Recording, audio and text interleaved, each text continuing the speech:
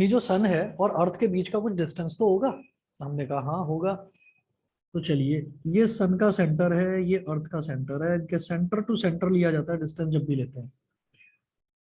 तो उसने कहा कि ऐसा क्या है कि ये अर्थ ऐसे ऐसे ऐसे ऐसे ऐसे ऐसे सर्कुलर ऑर्बिट में ही रिवॉल्व कर रही है। ठीक है। अभी बहुत सारे बच्चे हैं जो ये कहेंगे नहीं जी सर्कुलर में नहीं करती, एलिप्टिकल ऑर्बिट में करती है रिवॉल्व। सुना है ना एलिप्टिकल ऑर्बिट। ठीक, सर्कुलर ऑर्बिट तो ये हो गया और एलिप्टिकल ऑर्बिट हो गया ये इस तरीके से। ठीक है। एग की जो शेप होती है उसको एलिप्स बोल देते हैं और एलिप्स से ही वो शब्द बना है एलिप्टिकल ऑर्बिट।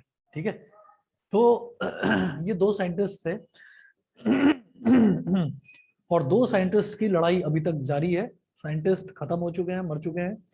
लेकिन न्यूटन ने बोला कि वो सर्कुलर ऑर्बिट में रिवॉल्व करता है, जितने भी प्लैनेट्स हैं वो सन के चारों तरफ सर्कुलर ऑर्बिट में रिवॉल्व करते हैं।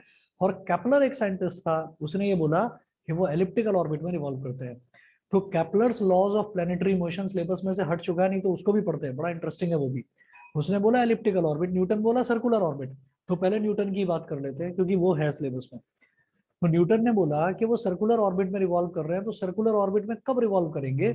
जब कोई एक ऐसी फोर्स होगी जो इसको यहाँ पर खींचे रखेगी, जैसे इस घोड़े को इस रोप ने खींच रखा था। तो घोड़ा इस रोप से बंधा हुआ था, तो वो उस रेडियस से बाहर निकल ही नहीं सकता। तो इसलिए उसने चलते हुए पूरा एक सर्कल कंप्लीट कर लिया। और इसी वजह से अर्थ भी जब रिवॉल्व करती है सन के चारों तरफ, तो वो क्या करती है, वो एक सर्कल कंप्लीट कर लेती है। इसका मतलब कोई चीज है जो उसको रोके हुए है, and that thing is known as a force of attraction. और उसी फोर्स ऑफ अट्रैक्शन को हम बोल देते हैं ग्रेविटेशनल फोर्स ऑफ अट्रैक्शन। ठीक है।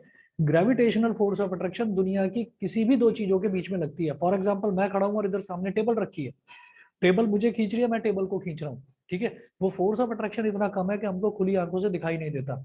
हमको अपनी बॉडी में वो फोर्स ऑफ अट्रैक्शन ऑब्जर्व नहीं कर पाते हम। ठीक है। फोर्स ऑफ अट्रैक्शन हमेशा होता है दुनिया की हर दो बॉडीज के बीच में। ठीक है। अच्छा, अब हम ये कहते हैं तो फिर ग्रेविटी क्या है? अगर ये ग्रेविटेशनल फोर्स ऑफ अट्रैक्शन है तो फिर ग्रेविटी क्या है?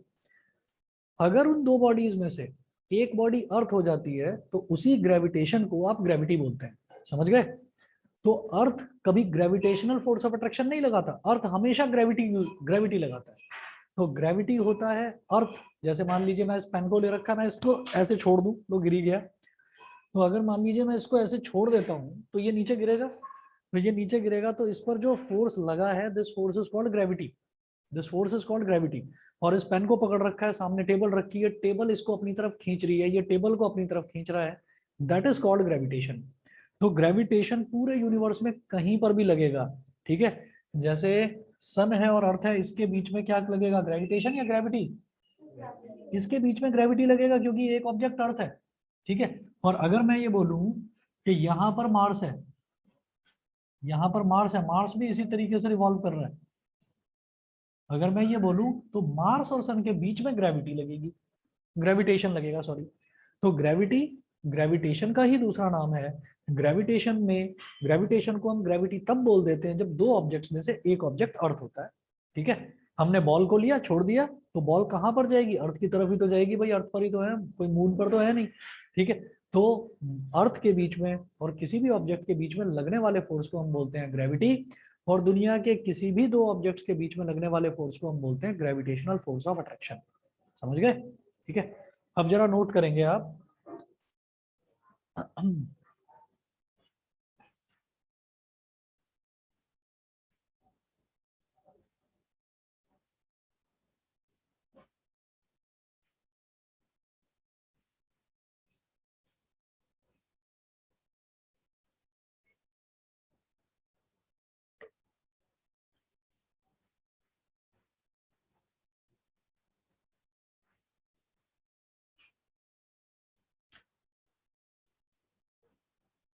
नोट करिएगा। According to Newton every object,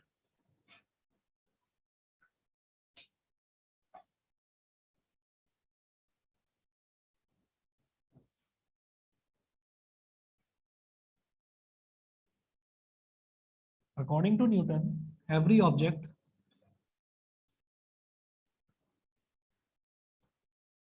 in this universe attracts every other object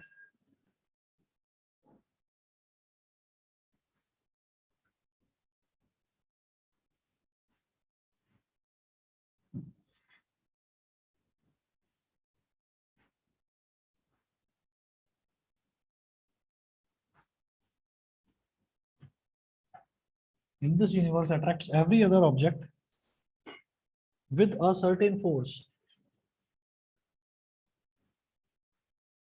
With a certain force.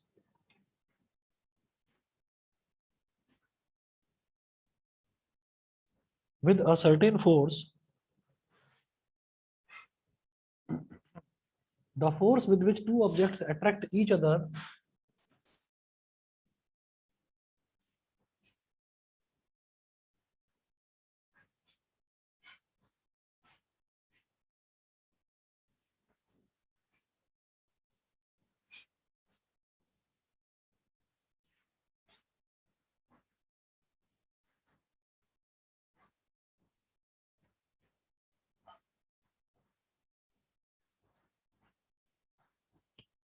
the force with which two objects attract each other is called gravitational force.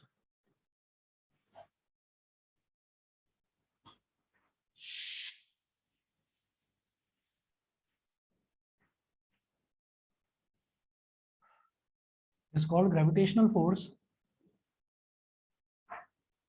and this law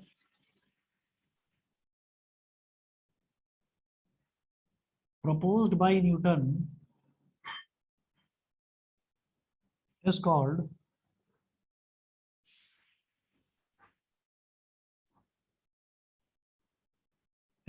universal law of gravitation.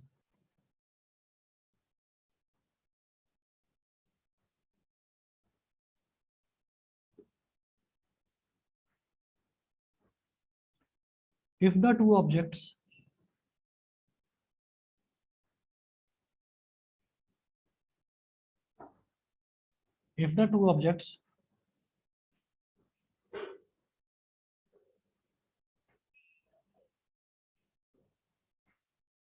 which apply force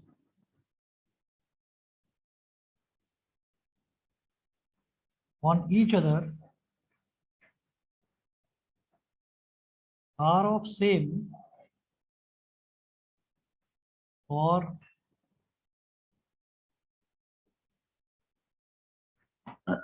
if the two objects which apply force on each other are of same or different masses, are of same or different masses, then also this law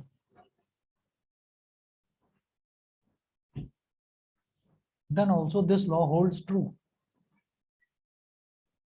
अगला point लिखेंगे,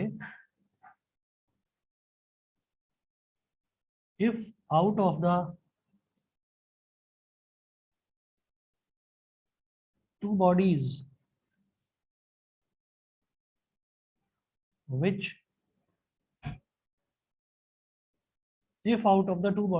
attract each other, comma, one body is earth, then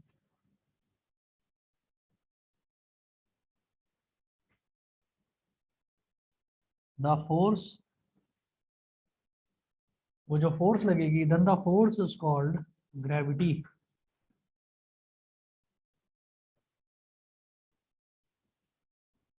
तब उसी force को gravity बोल देते हैं.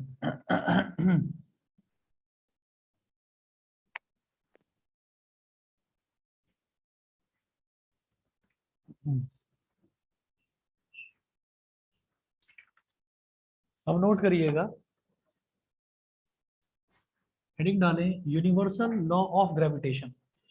Universal law of gravitation ये कहता है कि हर बॉडी, यूनिवर्स में जितनी भी बॉडीज हैं, वो हर एक बॉडी दूसरी बॉडी पर एक फोर्स लगाती है, दूसरी बॉडी भी पहली बॉडी पर एक फोर्स लगाती है.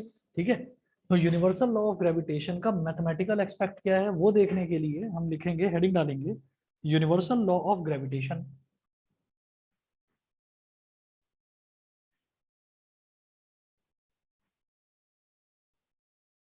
Universal law of gravitation.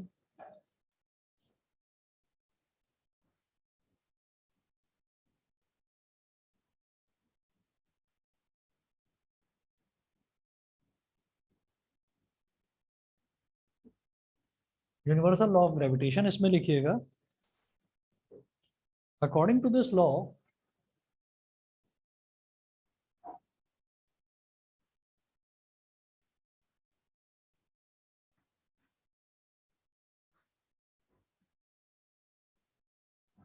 according to this law every body in the universe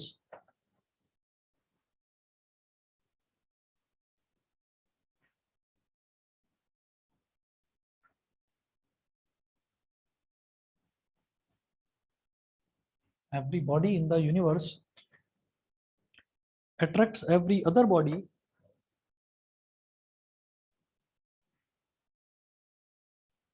attracts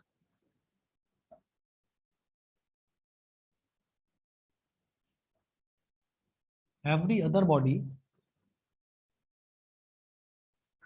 with a force which is directly proportional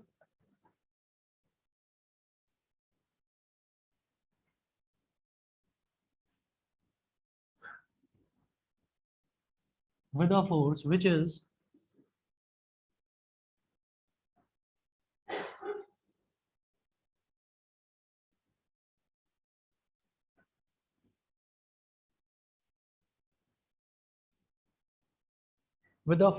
directly proportional to the product of their masses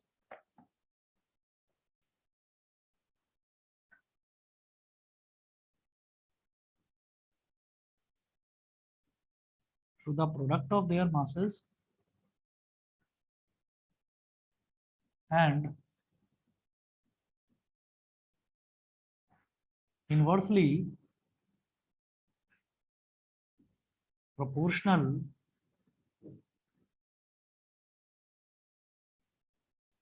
to the square of the distance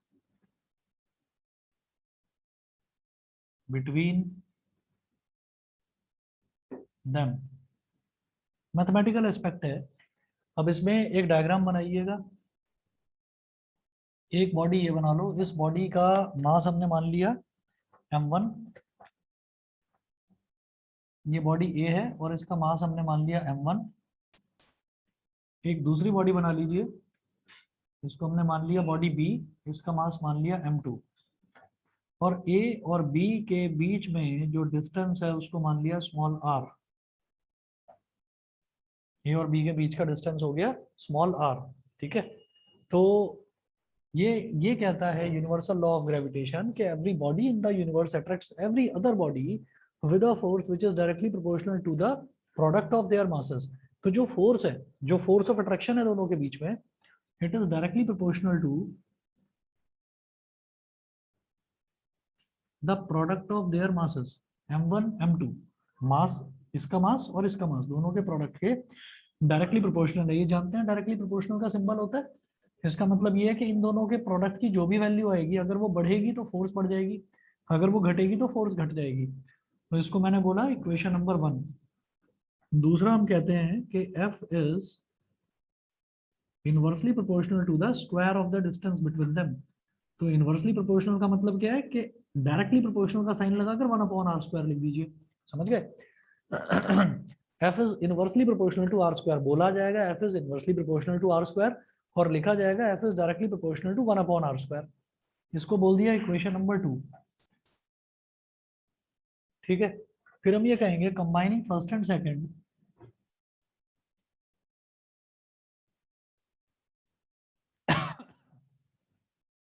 एक ऐसा relation जो मेरे को ये बता दे कि वो directly proportional m1 m2 के डायरेक्टली प्रोपोर्शनल है और r² के इनवर्सली प्रोपोर्शनल है। तो कोई ऐसा रिलेशन क्या हम बता सकते हैं? हम कहेंगे इन दोनों को कंबाइन कर दो। हम इसको ये भी तो कह सकते हैं कि F is directly proportional to m1 m2 upon r², ये भी तो कहा जा सकता है। फिर आपको याद होगा कि जब हम न्यूटन का सेकंड लॉ ऑफ मोशन कर रहे थे तो हमने कहा था F is directly proportional to acceleration, ये हमने देखा था। अब यहाँ प्रोपोर्शनैलिटी साइन हटाने के लिए हम इक्वालिटी साइन लगाते हैं और एक कांस्टेंट आ जाता है। तो F इज इक्वल टू क्या हो गया, मास इनटू एक्सेलरेशन। यहाँ पर मास क्या होता है, कांस्टेंट। इसी तरीके से यहाँ पर भी प्रोपोर्शनैलिटी साइन हटाकर इक्वालिटी साइन लगाने के लिए मुझे एक कांस्टेंट इंट्रोड्यूस करना पड़ेगा, तो हम लिखेंगे F is equal to capital G. याद रखना स्मॉल जी और कैपिटल जी में अंतर होता है, तो स्मॉल जी क्या होता है वो बाद में डिस्कस करेंगे, पहले लिखें कैपिटल जी।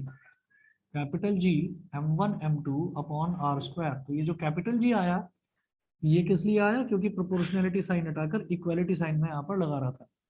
यहाँ लिखें where capital G is a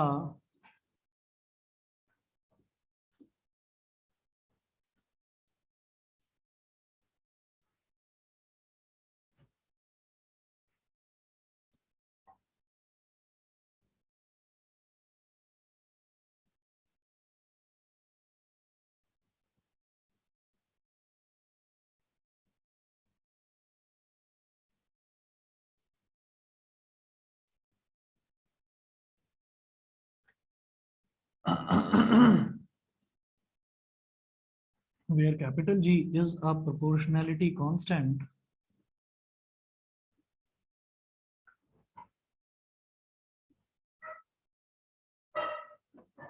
which is called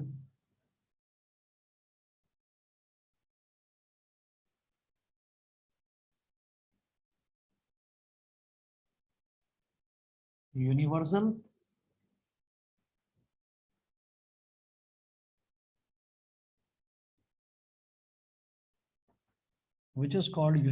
gravitational constant.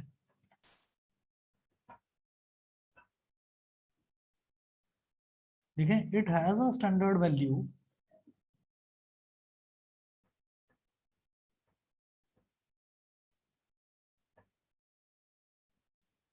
capital G is equal to 6.67 into 10 की पावर -11 न्यूटन मीटर स्क्वायर पर किलोग्राम स्क्वायर। ये इसकी स्टैंडर्ड वैल्यू होती है कैपिटल जी की, यूनिवर्सल ग्रेविटेशनल कांस्टेंट।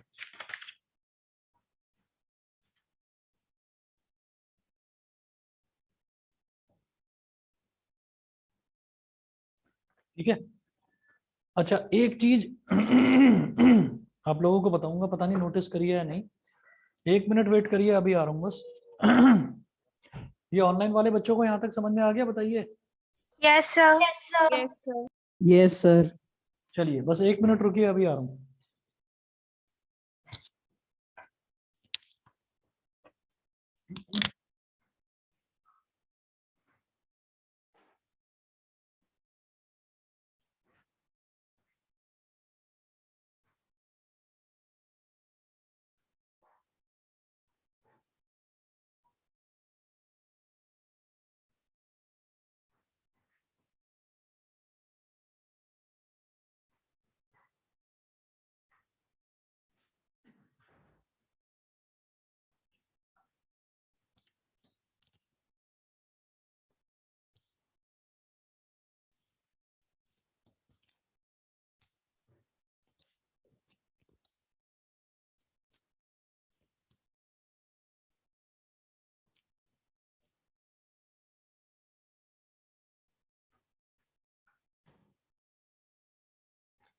हाँ जी, 6.67 इंटू 10 की पावर -11 न्यूटन मीटर स्क्वायर पर किलोग्राम स्क्वायर। अब ना हमें एक चीज और ध्यान रखनी है, कभी भी याद रखिएगा कि कोई भी ऑब्जेक्ट है, कोई भी ऑब्जेक्ट जब दूसरे ऑब्जेक्ट को अट्रैक्ट करता है as per universal law of gravitation, तो वो जो फोर्स ऑफ अट्रैक्शन है वो कहाँ तक लगता है, वो फोर्स ऑफ अट्रैक्शन उसके सेंटर तक लगता है, उसके सेंटर तक लगता है। मतलब जैसे ये ए है तो ए का सेंटर, मान लीजिए कि ये एक स्फेरिकल बॉल है तो इसका ये सेंटर हो गया। ऐसे ही अगर ये बी है, ये ऑब्जेक्ट बी है तो ये इसका सेंटर। ठीक है, ऐसा नहीं है कि सरफेस से सरफेस तक लगेगा फोर्स, ऐसा नहीं है। मतलब अच्छा ये चीज भी कैसे ऑब्जर्व करी गई, ये चीज ऐसे ऑब्जर्व करी गई कि एक बॉल ले ली गई या एक छोटा स्टोन ले लिया गया, उसको ड्रॉप कर दिया ऐसे ही। ठीक है, तो वो अर्थ तक जाना चाहिए ना, जमीन तक। अब मान लीजिए हम यहाँ 7th फ्लोर पर बैठे हुए हैं, तो क्या इतनी ज्यादा फोर्स ऑफ अट्रैक्शन होगी कि वो यहाँ 7th फ्लोर का जो फ्लोर है, जैसे ये फर्श है, इस फर्श पर गिरा, इतनी ज्यादा फोर्स ऑफ अट्रैक्शन है कि इस फर्श को तोड़ता हुआ 6th फ्लोर पर पहुंच गया, उसके फर्श को भी तोड़ दिया, 5th को भी तोड़ दिया, और तब जाकर जमीन पर जाकर ही रुकूंगा भाई मैं, तो उससे पहले नहीं रुकने वाला। ठीक है, क्यों? ग्रेविटी है भाई, फोर्स ऑफ अट्रैक्शन है। रुकेगा ही नहीं। ठीक, तो ऐसा नहीं होता। उसको जहां पर भी कहीं कोई ऑब्स्टेकल मिलेगा, स्ट्रॉन्ग ऑब्स्टेकल मिलेगा, तो वो रुक जाएगा। अच्छा, मान लीजिए कि हमने यहाँ से 7th फ्लोर से नीचे एक पत्थर फेंक दिया, थोड़ा हैवी सा पत्थर है, और बीच में एक हमने पतली कागज की शीट लगा रखी है, तो वो उस कागज की शीट को फाड़ते हुए नीचे गिरेगा जाकर, ऐसा होता है। ठीक, तो ये लगा कि अरे अर्थ की सरफेस तक तो जाती है बॉडी। ठीक, लेकिन फिर ऑब्जर्वेशन, कुछ एक्सपेरिमेंट्स करे गए, उससे ऑब्जर्वेशन ये निकल के आई कि अर्थ की खुदाई करी गई। ये सोचा कि चलिए इसको 10 मीटर या 50 मीटर गहरा खोद देते हैं अर्थ को। खोद दिया। अब पत्थर डालकर देखा तो देखा कि अरे वो तो जो गहराई में जो गड्ढा खुदा है वो उस गड्ढे में भी जाकर गिर गया। उसको और गहरा खोद दिया, अरे ये तो और गहरा जा रहा है। और गहरा खोदा तो और गहरा वहां तक जा रहा है। तो इसका मतलब क्या है, ये चीज अंदाजा लगाया गया कि जितना ज्यादा हम गहरा खोदते जाते हैं तो अलग अलग जगह की जो सॉइल है, वहां पर एक्सकेवेशन करके देखा गया, ये देखने के लिए कि ये न्यूटन भाई साहब गलत कह रहे हैं। ठीक है, ऐसा ही होता है कि अगर कोई कुछ हमको समझाने की कोशिश करता है तो दिमाग में ये आता है कि यार ये कुछ शायद गलत कह रहा है, मैं जरा इसको गलत प्रूव करता हूँ, कोशिश करता हूँ। ऐसा होता है, सभी के दिमाग में आता है। तो बाकी जितने भी साइंटिस्ट थे सबके दिमाग में आया कि नहीं भाई नहीं, ये जो न्यूटन है ये फालतू में हर चीज डिस्कवर करे दे रहा है। तो जरा चेक करते हैं, तो अलग अलग जगह चेक करा गया। इंडिया में अलग अलग जगह या एशिया में अलग अलग जगह देखा, तो ज्यादा खुदाई करी तो पानी आ गया। अब पानी के अंदर डूब कर कौन चेक करेगा कितना गहरा पानी है। ठीक, नहीं करा गया। दूसरी तरफ चले गए, गल्फ एरियाज में चले गए, तो वहाँ ऑयल आ गया। अब ऑयल के अंदर कौन डूबेगा, या किस तरीके से किस तरीके से वो चेक करा जाएगा, नहीं समझ में आता। फिर चलिए कुछ और ऐसे एरियाज जहां पर लगा कि ना तो यहाँ पर ऑयल है ना यहाँ पर पानी है, कुछ भी नहीं है, मिट्टी मिट्टी निकलती जा रही है, रेत ही रेत आ रहा है और रॉकी मटेरियल्स आ रहे हैं, मिनरल्स निकल रहे हैं, लेकिन हमने बॉल को ड्रॉप करा तो बॉल रुकने का नाम नहीं ले रही है, नीचे जाती जा रही है, जाती जा रही है। फिर एक लिमिट हो गई कि अब इस लिमिट के बाद अगर खुदाई कर दी ना, तो वो मॉल्टन लावा निकलेगा, वो पिघला देगा सब कुछ। ठीक है, क्या होता है, ये कहा जाता है कि अर्थ का जो सेंटर है, अर्थ के सेंटर पर मॉल्टन यानी कि पिघला हुआ लावा ही लावा है। ठीक, और अगर वहां तक आप पहुंचे, तो कोई भी पहुंचा वहां तक तो वो बचेगा नहीं। इसीलिए सन की जो दूरी है वो भी मैथमेटिकल मेथड से कैलकुलेट करी गई है कि सन की लाइट को यहाँ तक आने में कितना टाइम लग रहा है, अर्थ तक आने में कितना टाइम लग रहा है, स्टैंडर्ड स्पीड कितनी है इसकी लाइट की, 3 × 10⁸ मीटर पर सेकेंड, यही होती है। तो स्पीड देख ली, टाइम कितना है, तो speed is equal to distance upon time से हमने डिस्टेंस निकाल लिया। तो हमको ये मैथमेटिकली कैलकुलेट करा गया है कि सन के और अर्थ के बीच का डिस्टेंस कितना है। नहीं तो सन तक का डिस्टेंस कोई निकाल नहीं सकता। समझ रहे हैं, क्यों नहीं निकाल सकते, आप सन से कुछ किलोमीटर भी पहले होगे ना, कुछ हजार किलोमीटर भी पहले होगे, तो भी पिघलकर कोई भी बॉडी वहां पर भेज दी जाए, कोई भी स्पेस क्राफ्ट भेज दिया जाए, पिघलकर खत्म हो जाएगा। अल्टीमेट सोर्स ऑफ एनर्जी इतनी हीट जनरेट करता है, और तो कोई इतना बड़ा हीट जनरेटर है नहीं पूरे यूनिवर्स में सन के अलावा। तो वो भी अंदाजा लगाया गया। तो एक तो सन हो गया, जबरदस्त हीट जिसकी कोई मतलब कैलकुलेशन ही नहीं करी जा सकती कि कितनी हीट है। और दूसरा अर्थ का सेंटर। तो ये एक एजम्पशन मान लिया गया कि जब हमने गहरे से गहरी खुदाई करके भी देख ली, तो भी देखा कि बॉल उसके अंदर जाती जा रही है, जाती जा रही है, जाती जा रही है, तो earth is considered to be a sphere. तो हमने ये कहा कि ये शायद कहाँ जाकर रुकेगा, ये शायद उसके सेंटर पर जाकर रुकेगा। तो फिर सभी ऑब्जेक्ट्स पर वो एक्सपेरिमेंट करा गया, और वो एक्सपेरिमेंट सही निकला कि किसी भी बॉडी को अगर फेंकते हैं तो फोर्स ऑफ अट्रैक्शन उसके सेंटर तक लगती है।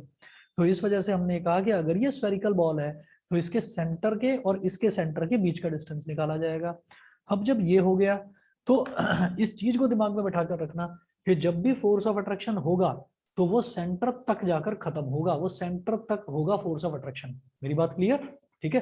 अच्छा, तो अब इसी चीज को दिमाग में रखते हुए, इस फॉर्मूले को दिमाग में रखते हुए और जी की इस वैल्यू को दिमाग में रखते हुए न्यूमेरिकल देखेंगे, नोट करेंगे। Calculate the force of gravitation, question 1।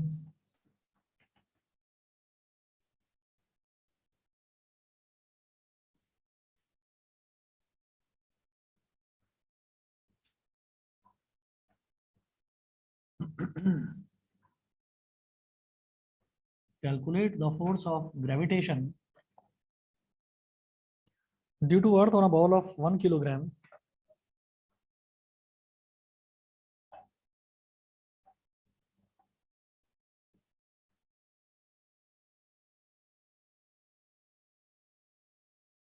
Due to earth on a ball of 1 kilogram mass, 1 kilogram mass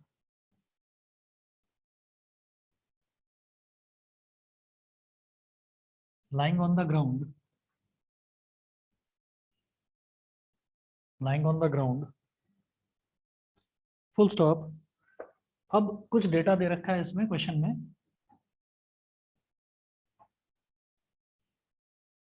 mass of earth, तो ये इस क्वेश्चन में दे रखा है, पहला क्वेश्चन हम देख रहे हैं। उसके बाद जो हम क्वेश्चन देखेंगे तो हम ये एक्सपेक्ट करेंगे कि आपको ये वैल्यू सारी याद होनी चाहिए, जैसे अर्थ का मास 6 इंटू 10⁻24 किलोग्राम, ये स्टैंडर्ड मास है, याद रखना। Radius of earth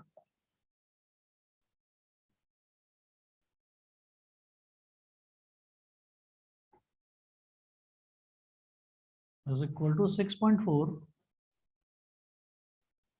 into 10⁻³ kilometre. और जी की वैल्यू, वैसे मुझे मालूम है जी की वैल्यू स्टैंडर्ड 6.67 होती है, लेकिन अगर किसी क्वेश्चन में कुछ थोड़ी बहुत अलग वैल्यू दे रखी हो तो वो वाली मानेंगे। 6.67 को अप्रोक्सीमेटली 6.7 लिखा जा सकता है, तो इस क्वेश्चन में 6.7 दे रखी है value. G is equal to 6.7 into 10⁻⁻11 newton metre square. KG की पावर -2 का मतलब होता है पर किलोग्राम स्क्वायर, बोला जाता है पर किलोग्राम स्क्वायर। तो ये वैल्यूज हमको दे रखी हैं। अब जरा डायग्राम बनाइए इसका।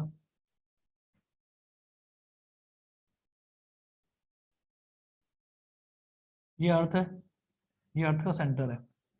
Calculate the force of gravitation due to earth on a ball of 1 kilogram. एक बॉल है छोटी सी, ये जो अर्थ है ना, इस अर्थ के मास को m1 बोल दो, ठीक है, ये अर्थ हो गया। और ये जो है बॉल, इसके मास को बोलिए m2। यहां से लेकर यहां तक ये हो गया कैपिटल आर, यानी कि रेडियस ऑफ अर्थ। अर्थ बहुत बड़ी है, बड़ी है तो उसका जो रेडियस है उसको स्मॉल आर ना मानकर कैपिटल आर मान लिया गया, ठीक है। अभी जो बॉल है, बॉल इतनी छोटी है, इतनी छोटी है, आप ये कहेंगे कि डिस्टेंस, अब अगर फोर्स ऑफ अट्रैक्शन देखा जा रहा है तो हम ये कहेंगे कि इस बॉल को मैं गिरा थोड़ी रहा हूं कहीं से, ये तो सरफेस पर पड़ी हुई है, तो इस पर फोर्स ऑफ अट्रैक्शन कहां से लगेगा? हम ये कहेंगे लगेगा। क्यों? क्योंकि फोर्स ऑफ अट्रैक्शन कहां तक लगता है, अभी लंबी कहानी समझाई थी आपको, फोर्स ऑफ अट्रैक्शन लगता है सेंटर तक, ठीक है। तो इसका मतलब ये जो अर्थ की सरफेस है और अर्थ के बीच में जो भी मटेरियल भरा पड़ा है, मिट्टी है, पानी है, सोना है, तेल है, जो कुछ भी है, वो सब कुछ क्या कर रहा है, वो इस बॉल को रोक रहा है। अगर वो सब कुछ हटा दिया जाए, बीच में से गायब कर दिया जाए, तो ये इसके सेंटर पर जाकर रुक जाएगी बॉल ठीक है। तो हम ये कहेंगे कि फोर्स ऑफ अट्रैक्शन तो सेंटर तक लगेगा। तो m1 हो गया, m2 हो गया, दोनों के बीच का डिस्टेंस कैपिटल आर हो गया। कैपिटल आर इतना ज्यादा है, 6.4 इंटू 10⁻³ किलोमीटर, उसके कंपैरिजन में ये जरा सा डिस्टेंस ही तो है उसके सेंटर तक, बॉल के सेंटर तक। तो क्या वो लेना जरूरी है? वो लेना जरूरी नहीं है, उसको हम नेग्लेक्ट कर सकते हैं, इग्नोर कर सकते हैं, ठीक है। वैसे भी मुझे बॉल का रेडियस दे भी नहीं रखा है, ठीक है। तो बॉल इतनी छोटी सी है, इतने बड़े अर्थ के कंपैरिजन में इतनी छोटी सी बॉल है, तो क्या आप कहोगे कि नहीं उसके जरा सा जो डिस्टेंस है उसके भी फर्क पड़ेगा? कुछ नहीं पड़ेगा, उसको इग्नोर करिए। तो ये हमारा डिस्टेंस हो गया, ये हमारे दोनों मासेस हो गए, कैपिटल जी की वैल्यू हो गई। फॉर्मूला डालिए, आंसर निकालिए, कैपिटल एफ निकालना है, G m1 m2 upon R square. Ball का मास कितना दे रखा है? 1 किलोग्राम। अर्थ का मास इतना ज्यादा दे रखा है। और याद रखें कि जो हमारा मास होता है, मास की स्टैंडर्ड यूनिट किलोग्राम ही होती है, लेकिन जो डिस्टेंस है उसकी स्टैंडर्ड यूनिट, एसआई यूनिट क्या होती है बताएं? मीटर। किलोमीटर नहीं होता, मीटर होता है। तो ये किलोमीटर में दे रखा है, इसको मीटर में कन्वर्ट करेंगे।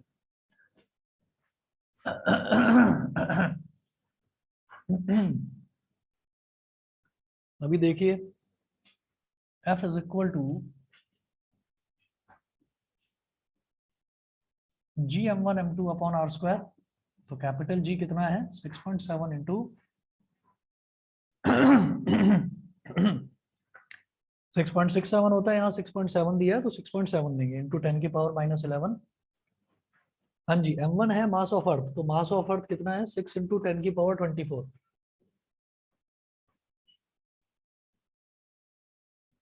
m2 कितना है 1 kilogram, mass of ball 1 upon r square, r कितना है रेडियस ऑफ अर्थ 6.4 इंटू 10⁻3। तो ये तो किलोमीटर में है, अगर इसको मीटर में चेंज करना है तो क्या करूं?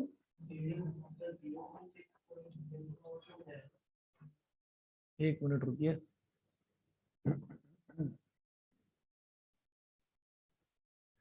ये किलोमीटर में दे रखा है बेटा, मैं इसको मीटर में कन्वर्ट करूंगा, मतलब मीटर में कन्वर्ट करने के लिए क्या करना होता है?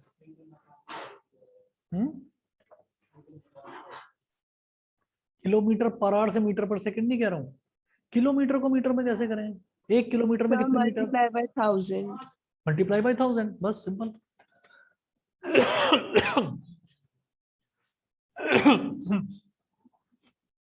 तो 1000 से मल्टीप्लाई करिए इसको।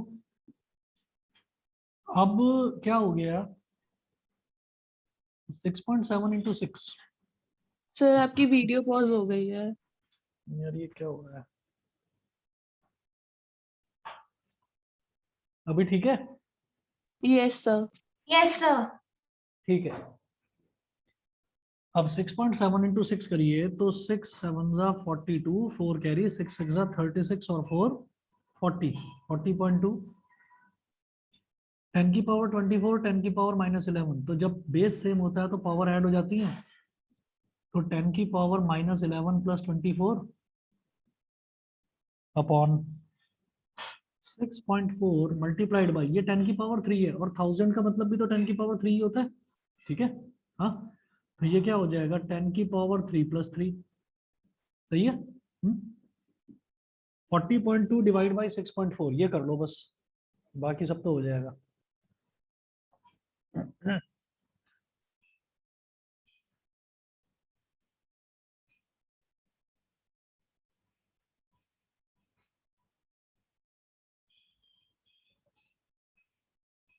तो इधर पॉइंट के बाद एक डिजिट है, इधर भी पॉइंट के बाद एक डिजिट है, तो पॉइंट से पॉइंट कैंसिल आउट हो गया, तो 402/64 आ गया। थोड़ा सा करो सिंप्लीफाई, 232 जा 64 और 2 2 जा 4, 2 0 जा 0, 2 1 जा 2, तो 32 से 201 को डिवाइड कर दीजिए।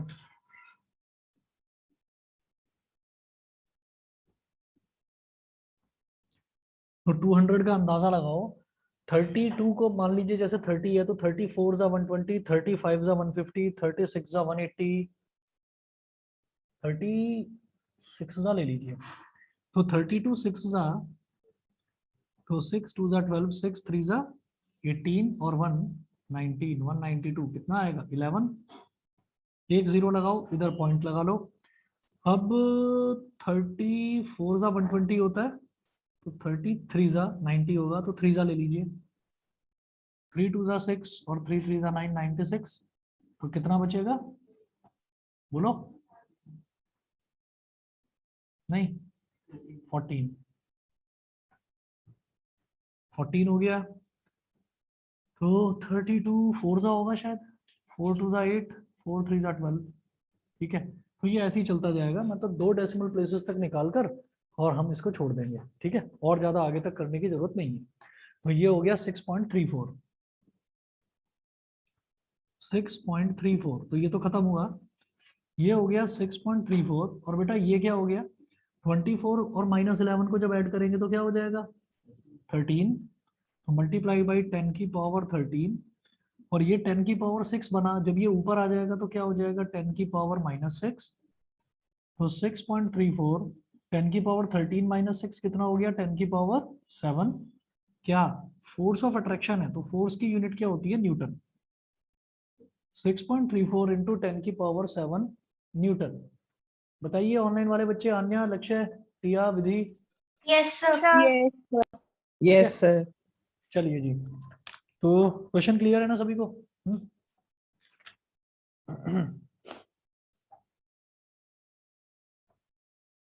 अगला नोट करो, वो भी इसी के जैसा क्वेश्चन है, और क्वेश्चन है the mass of earth is question number 2,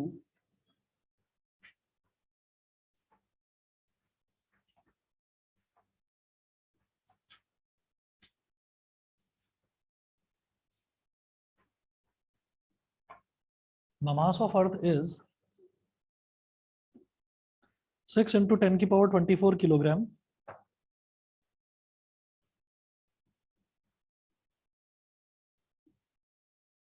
six into 10 की power 24 kilogram, and that of the moon is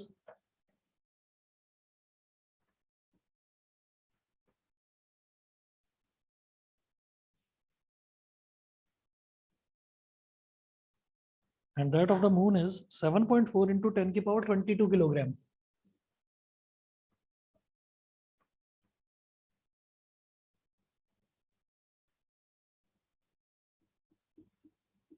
बताएंगे ज्यादा हैवी कौन है, अर्थ या मून? हाँ, अर्थ। 7.4 into 10 की power 22 kilogram, full stop. If the distance between the earth and the moon be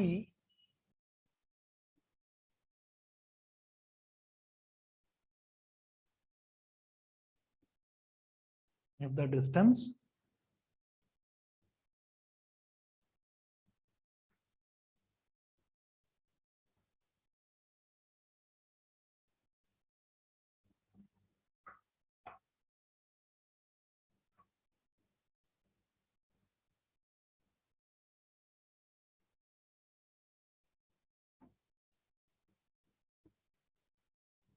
between the earth and the moon be 3.84 into 10 की power 5 kilometre,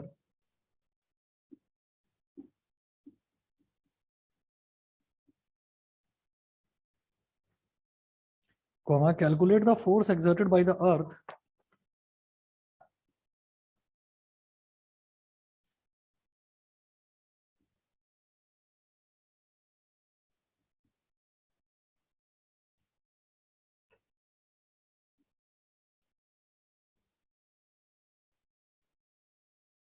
calculate the force exerted by the earth on the moon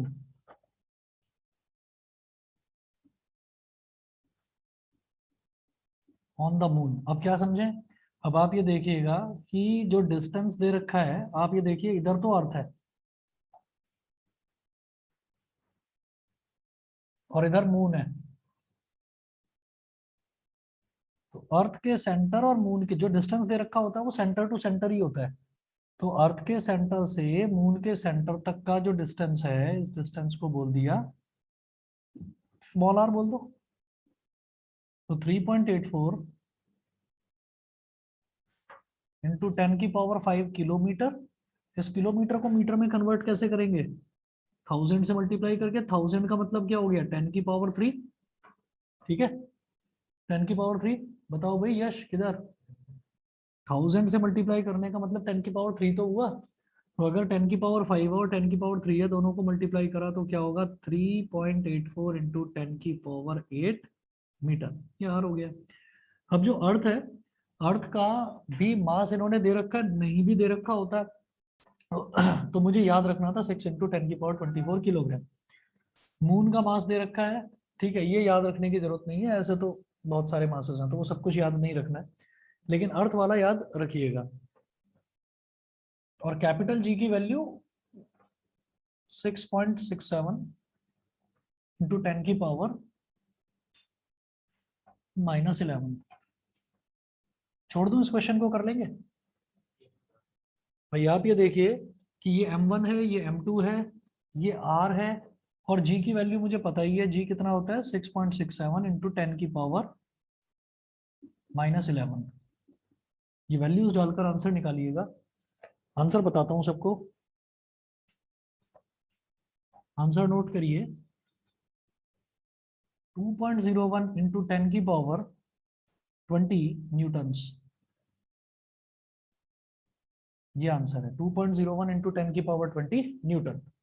ठीक है, तो इसको calculate करके और answer verify करना कि यही आ रहा है या नहीं आ रहा। ठीक है, बस ये इतना ही करेंगे, बाकी परसों लेंगे क्लास, कल का ऑफ रहेगा। Thank you sir. चलिए जी, okay thank you sir. Thank you sir. Okay. Okay. Sir Thank मैंने you, sir. आपको सिलेबस शेयर कर दिया था मैथ्स और साइंस हाँ दोनों बेटा का। देख लिया, मैंने देख लिया। उसमें ओके सर। ग्रेविटेशन भी आएगा ना? Yes sir. हाँ मैं करवा दूंगा। Okay sir. Okay. Sir gravitation में तो कुछ पार्ट डिलीटेड भी है ना चैप्टर में। अच्छा अच्छा, चलिए मैं देख लूंगा, मैं देख लूंगा। Yes sir. Okay sir, thank you sir. Okay okay.